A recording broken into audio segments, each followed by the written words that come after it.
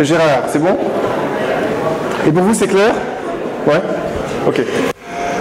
Alors, l'atelier architecture construite, archi-construite deuxième semestre, que on gère conjointement Victor, Lévy et moi depuis un certain temps.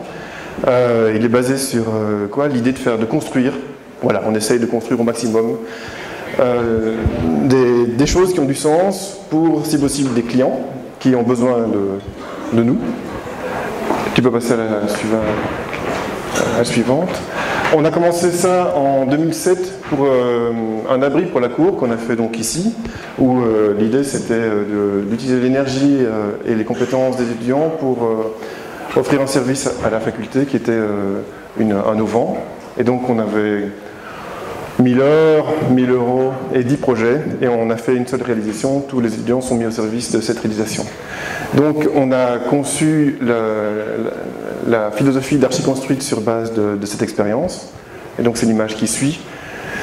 Et globalement, ces trois piliers, c'est apprendre par le faire. Donc on est convaincu qu'en touchant la matière, en construisant des choses que vous imaginez d'abord au préalable, ça va vous aider dans la conception, qu'on peut concevoir comme ça, et qu'après, dans une étape ultérieure de la conception, vous allez travailler différemment que si vous restez juste dans le mental. Pédagogie aussi par projet, tu peux revenir avant. Voilà, pédagogie par projet, parce que voilà, c'est un type de pédagogie sur lequel je ne vais pas m'étendre ici. Être utile à la société, ça je vous en ai parlé, donc c'est important pour nous de vous proposer des choses qui sont insérées, qui sont engagées dans la société, et cette année-ci, ça va être particulièrement le cas. Alors, quelques exemples rapidement. Le premier exemple, Fanny, voilà, ça c'est en 2012, un module de jeu pour l'IBGE. On a commencé par concevoir directement avec la matière, et là c'était avec du carton. Tu peux passer à la suivante. Voilà, ça a été le résultat final, ça a été la conception d'un jeu qui est comme un labyrinthe en 3D pour les enfants. Passer à l'image suivante. Voilà, c'était transportable sur une remorque, c'est toujours à l'IBGE actuellement, et ça c'est l'intérieur de la bestiole. Ok. Là c'est un autre projet en 2013, donc le foyer de l'ULB. Là on a refaçonné, donc les étudiants ont redessiné le foyer à l'intérieur et à l'extérieur. Et la chose un peu la plus visible aujourd'hui, mais que vous connaissez, ce sont les terrasses, qui n'étaient vraiment pas comme ça, et qui permettent aujourd'hui d'avoir un accès direct de l'intérieur vers l'avenue. Ok. Alors en 2014, on a deux projets. Deux exercices en parallèle. On a la WikiHouse que Victor a gérée et qui va utiliser les outils du Fab Lab. Et donc on va avoir une recherche sur les possibilités offertes par ces outils-là. Tu peux passer à l'image suivante. Voilà, donc des recherches, vous voyez au-dessus une recherche sur une structure qui sera à facettes, à partir de panneaux. Et tu peux passer à l'image suivante. Et puis voilà un résultat à l'échelle 1.1 d'un module qui peut être vachement intéressant là, plus loin. En parallèle, on avait un travail pour le CDR, le Centre de référence de la construction à Bruxelles, que je gérais avec des étudiants qui étaient deux groupes de 4 ou 5. Et le but c'était de faire un module passif démontable. Donc tu peux passer aux images suivantes. Voilà, ça c'est la construction d'un morceau, d'un détail. Ok, voilà, ça c'est le projet qui a gagné, qui a remporté le concours. Voilà, moment de libération du jury. Et ça c'est le module qui a été construit l'année suivante. Et il a même fait l'objet d'un travail par architecture construite du quadrimestre 1. Des étudiants ont travaillé sur la suite de ce projet. Ok, alors on passe à 2017. Ce qu'on propose cette année-ci, c'est deux exercices. Deux exercices, il va y avoir Home for Less, qui va être fait conjointement avec le collectif Baya. Donc Fanny va vous expliquer le sujet que l'on va traiter pour ça.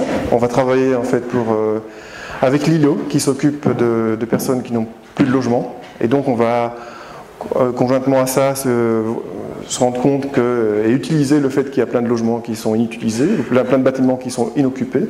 Donc comment faire pour pouvoir produire du logement rapidement, à moindre coût. Et donc ici ce sera une expérience, voir comment on peut faire ça.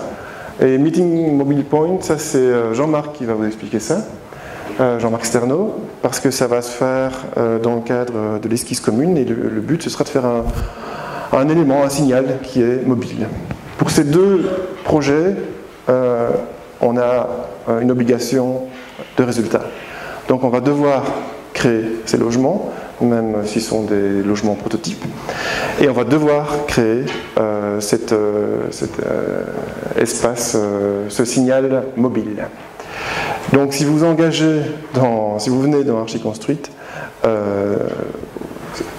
quadrimestre 2, vous saurez que vous venez pour arriver jusqu'au bout de quelque chose. Donc on va avoir besoin de vous jusqu'au bout, et on va devoir travailler en équipe pour arriver au résultat. Je vais laisser la parole à Fanny qui va vous parler de Home for Less.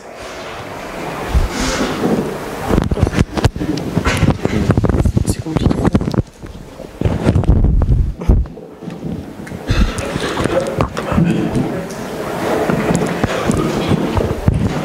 Oula. Alors, comme disait Denis, donc, je fais partie du collectif Baya. Pour ceux qui ne connaissent pas le collectif, déjà je rappelle, on s'est lancé il y a 2 ans et c'est une ASBL qui cherche à promouvoir des questions architecturales au grand public en accompagnant des projets d'autoconstruction, prioritairement avec des matériaux de réemploi. Donc comme il le disait, le commanditaire c'est une association, l'association Lilo, qui a pour mission de répondre aux besoins des personnes sans abri par l'accueil, l'hébergement et l'offre de services de première nécessité. Donc voilà, cet article c'est pour montrer comment on a construit ce projet, le droit à un logement décent. Donc dans cet atelier, on va répondre à 2 problématiques qui sont différentes mais complémentaires. Donc le nombre de sans-abri, il n'arrête pas d'augmenter à Bruxelles. Il y a de nombreuses associations qui se démènent pour trouver des solutions, mais malheureusement aucune solution n'est réellement durable et économiquement viable. Parallèlement, on estime qu'il y a entre 15 000 et 30 000 logements inoccupés à Bruxelles. Ainsi, l'idée du projet, c'est de réaliser des modules de logements démontables destinés à s'insérer dans un bâtiment délaissé. Donc voilà, c'est l'Armée du Salut qui va nous accueillir, qui va mettre à disposition un de ces plateaux pour nos constructions. Je ne sais pas si vous voyez, mais c'est un magasin de seconde main et aussi un hébergement pour hommes. Vous aurez aussi la chance de travailler avec Alexis à la menuiserie pour concevoir vos prototypes. Alors là, c'est un aperçu du planning. On insiste sur l'intensité du projet. C'est un projet qui a un réel commanditaire et des objectifs à atteindre. Comme vous voyez, les échéances arrivent rapidement. Déjà fin mars, il y a le début de la construction, donc c'est très rapide. Et donc on insiste sur la ponctualité et du travail, parce que les 3 zones, c'est les workshops. Et du coup, voilà, il y aura pas mal de travail à ces moments-là. Voilà, finalement, on vous retrouve vendredi pour ceux qui seront avec nous à Flagey. Et puis pour ceux qu'on ne retrouve pas, il y a une conférence lundi au RG19 de Nicolas Bernard sur la crise du logement et le sans-abrisme. Je voudrais rajouter un petit mot. Je reviens, je ne sais pas lequel fonctionne, Je sais pas. à la semaine d'immersion ici. La première semaine, c'est la semaine prochaine.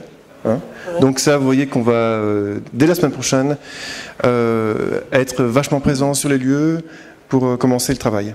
Donc là, c'est pas question de se dire, je suis pas là, j'arrive 2e semaine, quoi. Là, vous aurez loupé le coche. Jean-Marc, on te passe la parole.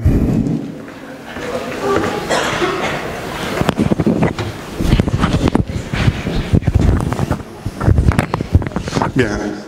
Bonjour.